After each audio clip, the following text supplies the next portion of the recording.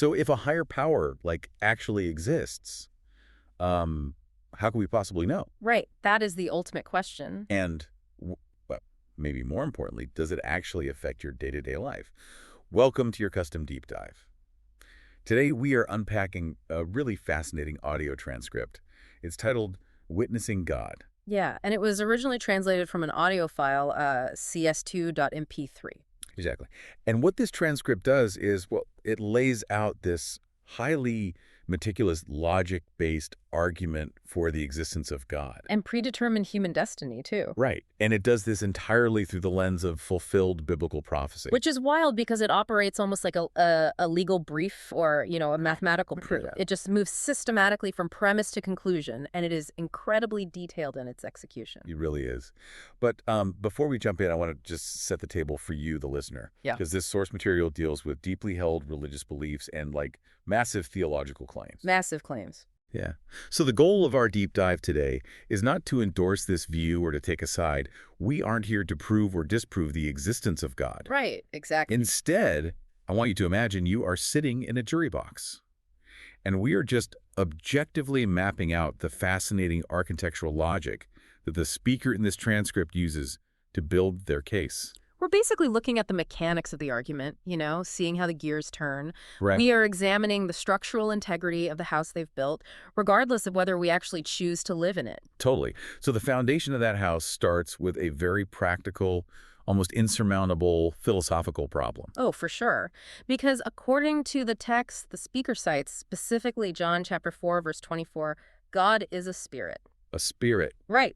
And by definition, the transcript argues that means God is completely invisible and totally inaccessible to human eyes. Which is a massive hurdle. I mean, if you are trying to prove that something exists, if you can't see it or touch it, Or measure it. yeah, or put it in a beaker, how do you know it's there? You don't. Right. But this is where the speaker uses a really brilliant modern analogy to bridge that gap. They compare this invisible God to a Wi-Fi signal. I love this part. Because think about the room you are sitting in right now. You cannot see the Wi-Fi signal bouncing off the walls. No. The radio waves are completely invisible, they're silent and untouchable, but you know the Wi-Fi is present. Right. You know it's real. Because you can see its effects on your phone or your television screen.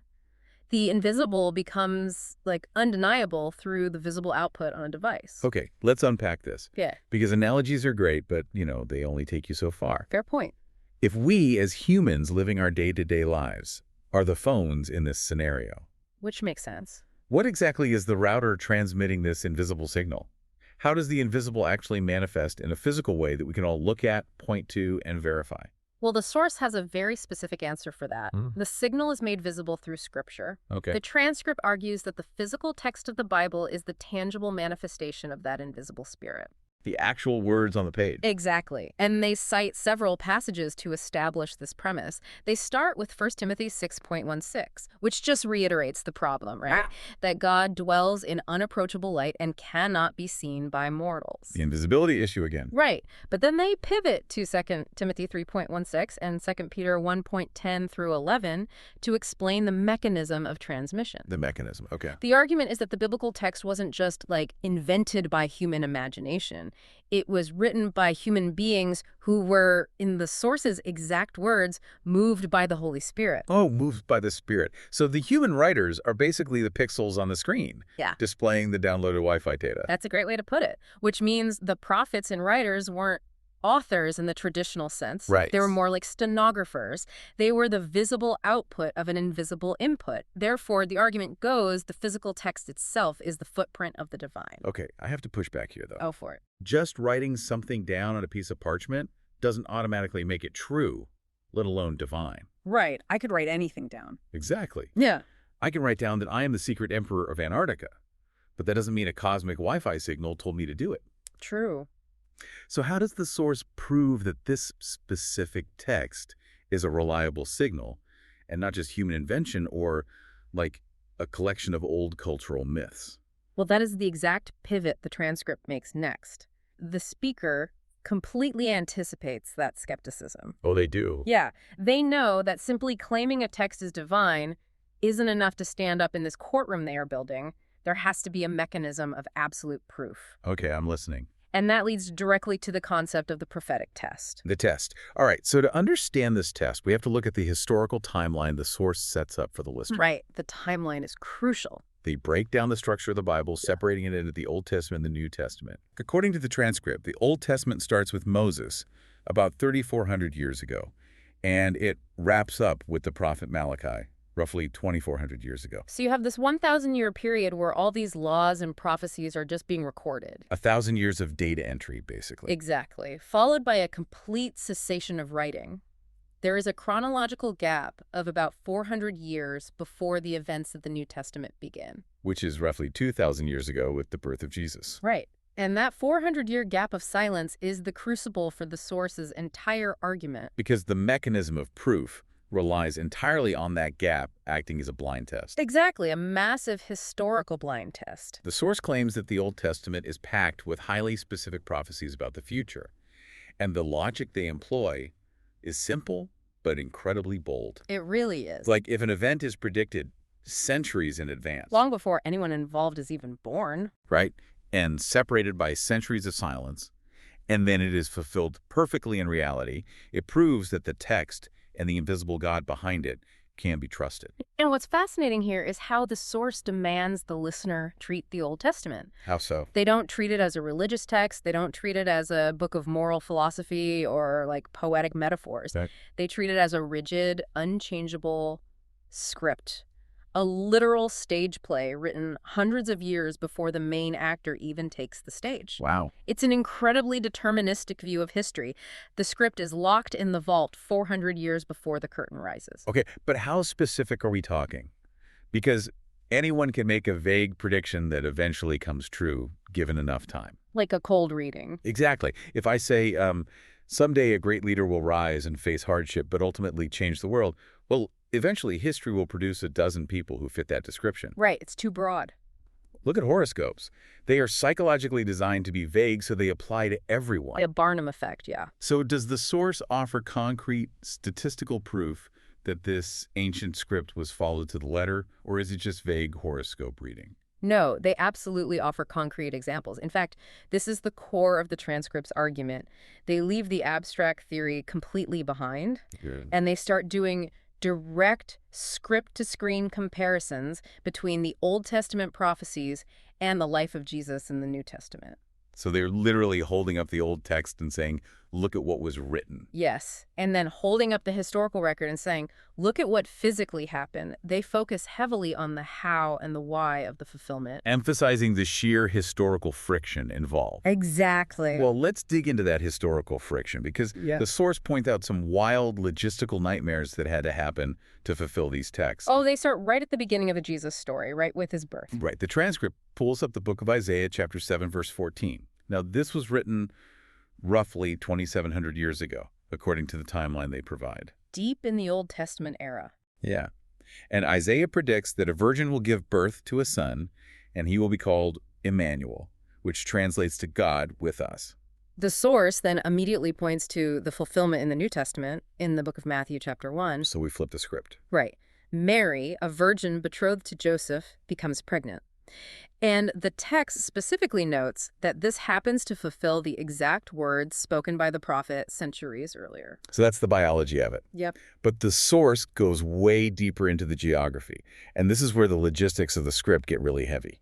Yeah, the geographical moves are crazy. The transcript brings up Micah 5.2, a prophecy from the Old Testament predicting that the future ruler of Israel will specifically come from the tiny town of Bethlehem. Presenting a massive logistical problem for the narrative because Joseph and Mary don't live in Bethlehem. Oh. They live in Nazareth up in Galilee. They have absolutely no reason to be in Bethlehem, especially with a woman in the late stages of pregnancy. Exactly.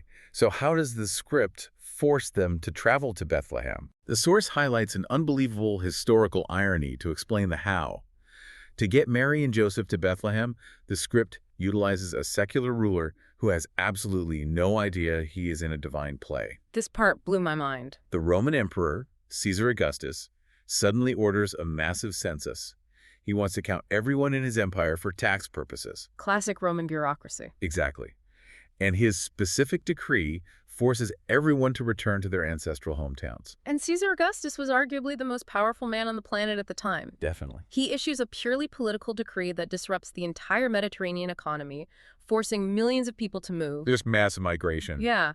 And Joseph, being of the lineage of King David, is required by Roman law to travel south to Bethlehem. So according to the source's logic, Caesar isn't making history. He's not.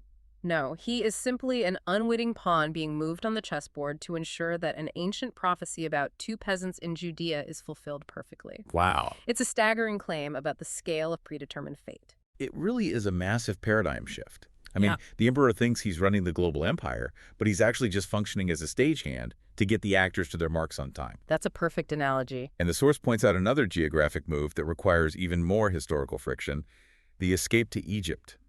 Oh, right. In the Old Testament, Hosea 11.1 predicts that God will call his son out of Egypt. Again, creating another massive contradiction. The child is now born in Bethlehem. How do they end up as refugees down in Egypt? Well, the script brings in another unwitting, powerful actor, King Herod. Ah. According to the text, wise men from the east show up looking for a newborn king of the Jews. Herod hears this, panics about losing his political power, and orders a brutal execution of infants in this surrounding area. What a horrifying historical event. Completely terrifying. But this terrifying political act is what forces Joseph and Mary to flee with Jesus across the border into Egypt. They had to run. Right. And they stay there until Herod dies. And when they finally leave, they fulfill the ancient line, out of Egypt, God called his son. And if we connect this to the bigger picture the source is painting, you start to see the architecture of their argument really take shape. Yeah, you see the gears turning. It's not just that Jesus existed or said profound things. It's that the sheer historical chaos surrounding his life, The imperial tax census, the fleeing from a panicked tyrant. the specific borders he crossed. Yes. All of it was meticulously mapped out centuries in advance. The source is arguing that you cannot mathematically orchestrate that level of coincidence. It's too complex. Right, it requires an author operating outside of time. Which brings us to the actual actions of Jesus himself. Right. And here's where it gets really interesting. The source uses this bold metaphor of Jesus not as a victim of circumstance, but as an actor consciously playing a role. Deliberately playing it. Yes. They point to the prophecy in Zechariah 9.9, which predicts that the coming king will arrive in Jerusalem riding on a donkey's colt. And when the time comes for Jesus to enter Jerusalem, the transcript describes him giving highly specific instructions to his disciples. Yeah, he tells them exactly where to go. He sends them to a specific village to procure a donkey and its colt. He intentionally, deliberately chooses to ride the donkey into the city. And the speaker in the audio makes this incredible point about the mechanics of a script.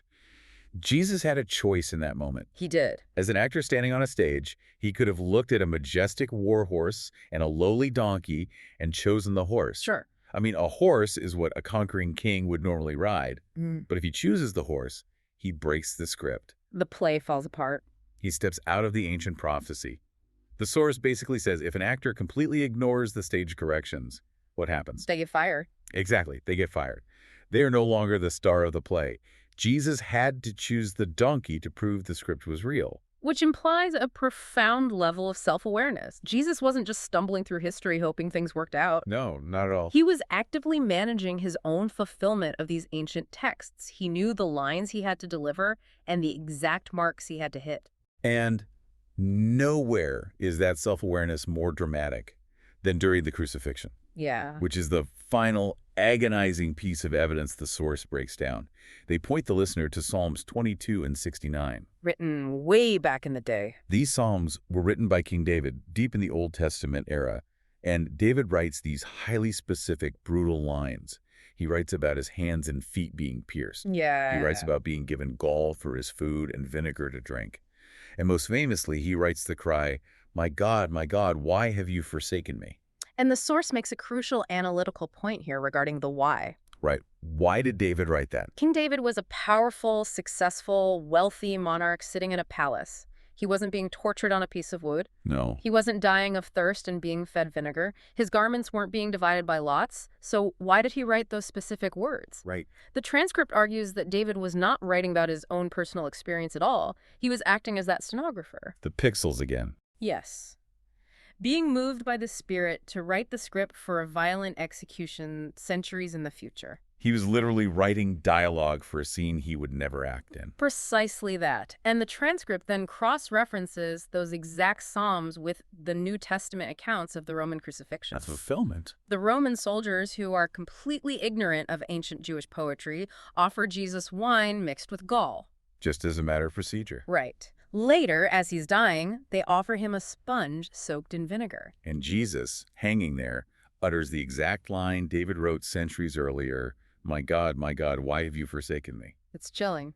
The source explicitly says he wasn't saying this because he was having a moment of doubt or because he was actually abandoned. No. He was saying it because he was reciting the necessary pre-written line from the script. He had to hit the mark. And right before he dies, knowing he has hit every single mark perfectly, he says, "I thirst," which prompts the vinegar, fulfilling the final prophecy.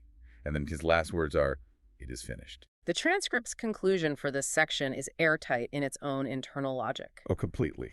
Every major plot point of Jesus' life, from his conception to his geographic movements to his execution, was pre-recorded in the Old Testament vault. Yeah. Because the New Testament perfectly mirrors the Old Testament, the signal is validated, the Wi-Fi is proven real. Rudder works. Yes. The invisible God exists because only an entity with total control over human history could write a script with that much precision and ensure it gets executed. Okay, wait, I'm confused. Let me push back on the implications of this. Okay, what's the hang-up? Because if the whole thing is on rails, if Caesar Augustus, King Herod, and even Jesus were just hitting marks in a play written thousands of years ago, why am I even bothering to get out of bed in the morning? That is the existential dread setting in. Seriously, where is our free will? If this source is correct, can you or I change our destiny at all? Or are we just meat puppets reciting lines we didn't write? Well, this raises an important question, and it's exactly where the transcript pivots and brings the listener directly into the room. Oh, good. The source doesn't just leave this as a neat historical exercise about Romans and prophets. They bring it right to your front door. So how do they solve the meat puppet problem? The nuance they introduce to solve the free will problem is the difference between fate and fortune. Fate and fortune. Okay, what does the source say that distinction looks like in practice? Well, according to the argument, fate, the overarching script of human history and the grand timeline of the world that is set in stone. Unchangeable. It is predetermined and unchangeable. The overarching plan will happen just as surely as the prophecies about Bethlehem happened. Okay. However, your fortune, meaning your individual path through that grand script, your personal blocking on the stage, and where you end up when the curtain falls, that can be actively navigated. Oh, I see. So it's like a train on a track. The train tracks are laid down, and the train is absolutely going to its final destination no matter what you do. Right, the train isn't stopping. But you get to decide if you are sitting in first class, if you are stuck in the baggage car, or if you jump off the train entirely. That's the perfect way to visualize it. And to explain where that train is heading, the source shifts focus from the Old Testament, which is the completed, fulfilled script, Right. to the new script that is yet to be fulfilled. Specifically, they point to the book of Revelation in the New Testament. The new script. Yeah.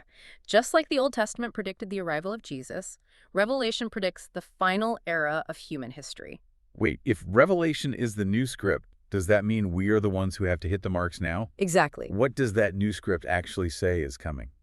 Well, the source points heavily to Revelation chapter 21. It predicts a new heaven and a new earth. Oh.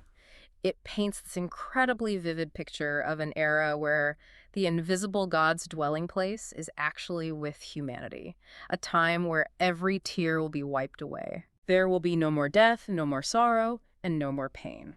The old world of suffering is going straight into the trash, completely replaced. Here is the massive paradigm shift for you, the listener. The transcript argues that Jesus pre-told these future events for a very specific reason. Right. So that when the world starts shifting toward them, people will have the historical proof to believe it. That track record we just talked about. Exactly. The source explicitly references Revelation 1.3, which lays out the action plan. It says that just reading this new script isn't enough. It's not a novel you passively consume on a Sunday afternoon. No, it requires action. The transcript lays out a very clear three-step process for engaging with this new script. First, you have to hear it or read it. You have to expose yourself to the signal. Connect to the Wi-Fi. Right. Second, and this is where it gets difficult, You have to understand it. You have to decode the prophecies, much like the wise men had to understand the stars to find Bethlehem. You have to do the work. Yes. And third, you have to keep it. You have to obey the stage directions. And that three-step process is how you change your fortune. By understanding the incoming script and proactively aligning your daily life with it. Moving from the baggage car to first class. Exactly. The overarching fate of the world, the arrival of this tearless, deathless era, is hurtling toward us regardless of what we do. It's coming either way. But whether you are prepared to step onto that new stage, whether you have learned your lines for the new play, depends entirely on whether you study and keep the script right now. So what does this all mean? Wrapping up the logical chain the source has built for us today. Let's recap. We start with a philosophical problem. A God who is totally invisible. But much like a Wi-Fi signal, this invisible force leaves a physical, verifiable footprint in the form of ancient prophetic texts. Right. Because historical figures perfectly executed a script locked away centuries before their birth, the source argues the system is mathematically proven to work. The signal is real. The test was passed. And therefore, the logic insists the new script, the one predicting a massive global transformation into a suffering-free world, will also come true with the exact same ruthless precision. It is a remarkable piece of deductive reasoning. It really is. They use historical fulfillment to demand future confidence from the listener.